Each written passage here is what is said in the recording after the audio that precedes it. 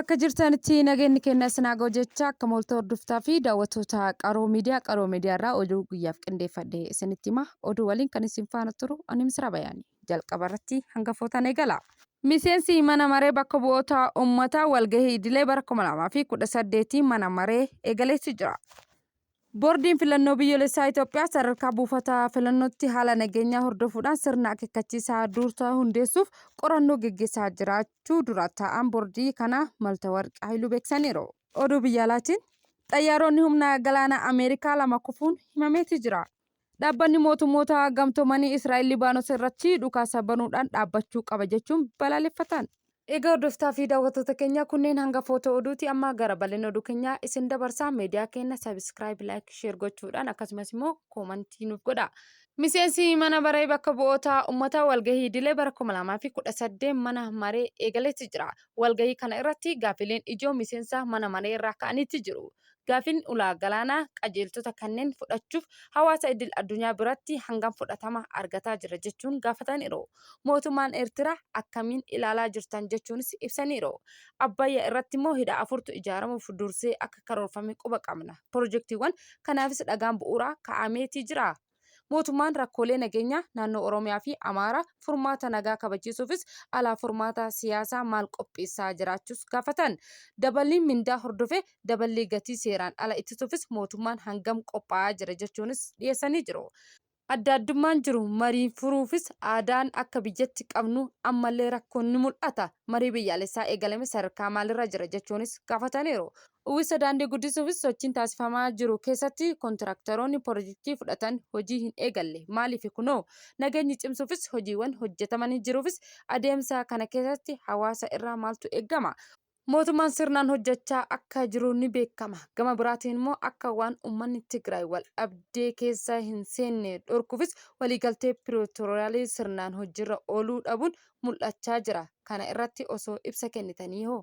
Milkaa'ina haaromsa dinagdee abdii fi sodaa egeree irratti osoo yaada nuu kennitanis jedhaniiru. Malaammaltummaa dabalatee gochoota hojimaata badaan hojjetamaa irratti osoo ibsa kennanis gaafataniiru. Faayidaan pirojektii maggaa ijaaramaa jiraniifis dhagaan bu'uuraa isaanii kaa'amee fi fakkeenyaafis waa'ee warshaa calaltuu boba'aa fi adeemsa hojii keessa jiruuf osoo ibsan bal'aan nuuf kennamis gaafataniiru. Qaala'insa gatii waggaadhaa gara waggaatti hir'achaa dhufus ammallee qaamoleen gatii hin mallee meeshaalee irratti dabalaniifis mana kiraa dabalatee waan jiraniifis kana ilaalchisee yaadni keessan maali?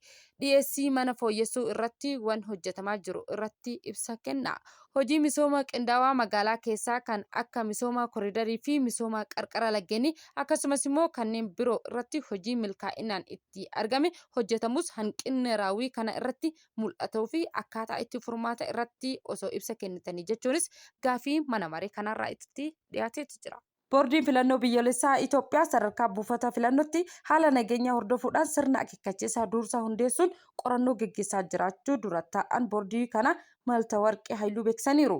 Torban darbe keessa walgahii paartilee siyaasaa waliin taasisaniin haalli nageenyaa biyyattii ilaalchisee yaaddoo ka'uu kan dubbatan dura taa'an boordii kana filannoon akka yeroo biratti akka hin darbine wanti agarsiisu hin jiru jechuunis ibsaniiru. Boordiin kun immoo ibsa kanaan kan kenne wixinee sagantaa filannoo irratti dhaabbilee waldaalee siivikii fi bakka bu'oota miidiyaa waliin marii isaanii waxabajjii 17 bara 2018 magaalaa Finfinnee hoteela Iskaalaayitii keessatti taasisee ta'us ibsameera. Marii walakkaa guyyaa kana irratti bakka bu'oonni dhaabbilee hawaasaa siivikii rakkoo nageenyaa fi nageenya biyyattii keessatti mul'ata dabalatee gaaffiin hedduu kaasaniiti jiru. Hirmaataa waltajjii irratti dhimma wal fakkaatu kaasen balaa nageenyaa ilaalchisee naannawa mootummaan olaanaa giddu galeessaa fi gadi aanaa jedhamanii ramadaman jiraachuu isas gaafataniiru. Hirmaataan kun immoo gaaffiin kun kan ka'e nageenyaa fi nageenya yoo hin mirkanoofne namni kamiyyuu naannawa san dhaqee barnoota filataa kennuu akka hin dandeenyes ibseeti jira. Gaaffiin dhiyaateefis immoo deebii kan kennan dura ta'an olaanaa boordichaa haalli nageenyaa naannolee fi filannoo ilaalchisee waajjira isaanii odeeffannoo naannolee irraa akka argatu ibsaniiru. Haala nageenyaa sadarkaa buufata filannoo ilaalchisee sirna gabaasaa fudhachuu dursuufis qorannoo gaggeessaa akka jirus ibsaniiti jiru. Hirriba halkanii dhabuun umrii keenya gabaabsa jedhan ogeeyyiin fayyaa. Namoonni halkan sa'aatii 5 PM booda rafuun hojii hormoonota jeequun hirriba faayidaa akka hin qabne taasisa jechuudhaan qorattoonni ogeeyyii fayyaa himaniiru. Hirriba halkanii dhabuun namoonni kortisoolii hir'achuu fi hormooniin hirribaa kan ta'e meelaatooniin dabalaa qaba jechuunis ibsaniiru. Garuu sa'aatii 5 PM dura yoo rafan kortisooliin ammas dabalee waan dammaqinsa lammaffaa jedhamu kakaasa jechuunis ibsaniiru. Sammuun hirribaa dhabuu fi dammaqee akka turu mallattoo akkasii isinirratti mul'achaa jedhaniiti ibsaniiru. Kanarraa kan ka'e immoo meelaatooniin akka barbaachisummaa isaatti hin oomishu. Hirribi keenya immoo gadi fagoo ta'ee yeroo baay'ee hirriba kana ganama immoo dadhabbii guddatu nutti dhagahama jechuunis ibsaniiru. Sa'aatii 4 PM fi 5 AM gidduutti ciisuun gaariidha. Akkasumas immoo qaamni keenya halkan ta'us isaa akka beekuuf ciisuun sa'aatii tokko dura iskiriinii bilbila keenyaa fi ifa mana keenyaa dhabamsiisuun barbaachisaa ta'us eeraniiti jiru. Waraanni Maayinaamaar torbee darbe tarkaanfii fudhatee namoota 2,000 ol to'annoo jala oolchuu beeksiseeti jira. Waraanni Maayinaamaar sagantaa kaampii Kumbii paarkii giddugala qumaaraa hannaa toora intarneetii fi mallaqaa seeraan ala daddabarsoo naannoo daangaa Taayilaanditti geggeessaa turan namoota 2,198 to'annoo jala oolchuu ibseeti jira. Akkasumas immoo saatalaayitoota intarneetii Istiraangii 30 kanneen ibsaan addaan citu kaampii kanaafis intarneetii kennuudhaafis itti fayyadamaa turan to'ateera. Raayyaan ittisaa biyyaa dhiirota, dubartootaa fi eegdota kaampii to'annoo jala oolcheera. Haa ta'u malee lammummaan isaanii ifatti hanga ammatti hin ibsamne.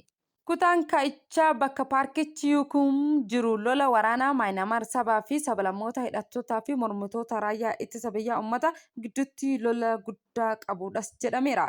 Gama biraatiin warri ijoolleen isaanii hanga ammatti Maayinaamaar irraa gara Itoophiyaatti hin deebiin ijoollee isaanii yeroo ammaa rakkoo cimaan akka isaan mudate ibsuudhaan mootummaan Itoophiyaa furmaata hatattamaa barbaadaa akka jiru waamicha dhiyeessaniiti jiru.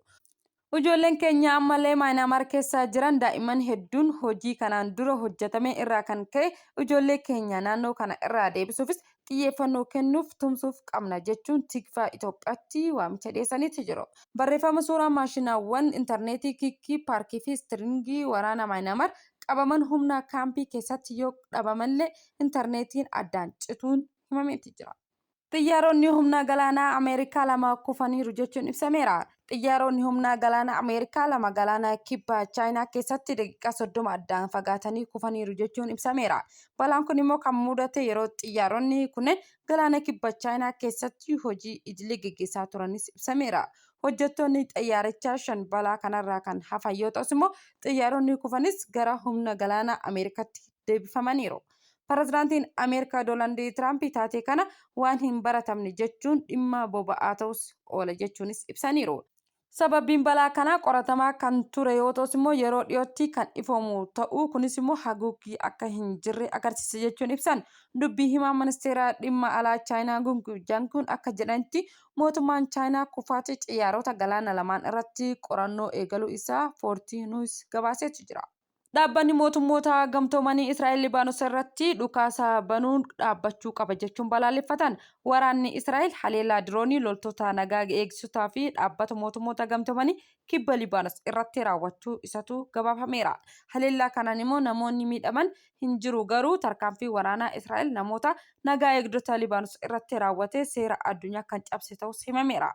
Waraanni Israa'el kibba Libaanos keessaa akka ba'e himamus ammas immoo naannoo daangaa sanitti dhiyeenya buufata jiraachuu isaa ni beekama.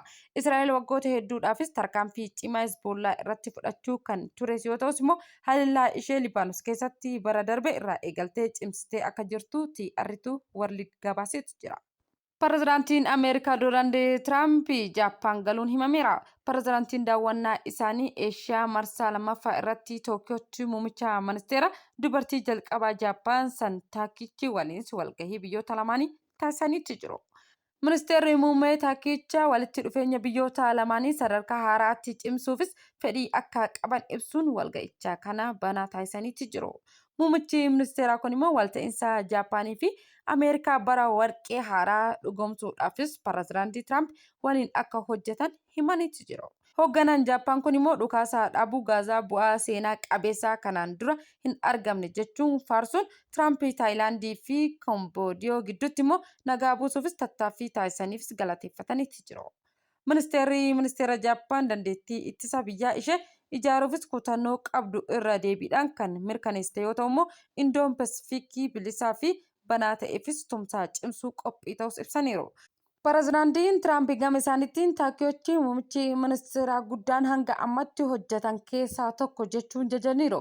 Hooggantoonni kunneen immoo waliigaltee nageenyaa dinagdee fi tumsa biyyoota lamaanii cimsuufis kaayeffatee bara warqee haaraa jedhanii mallatteessaniiti jiru. Egaa hordoftoota fi daawwattoota Qaroo Miidiyaa irraa oduun guyyaaf qindeeffadhe kana fakkaata. Oduu waliin kan isin faana ture Misraa Bayaanii qophiin afaan Qaroo Miidiyaa irraa hojjefu gama kootiin nagaatti miidiyaa keenya sabiskiraayib, laayik, koomentii nu godhaa.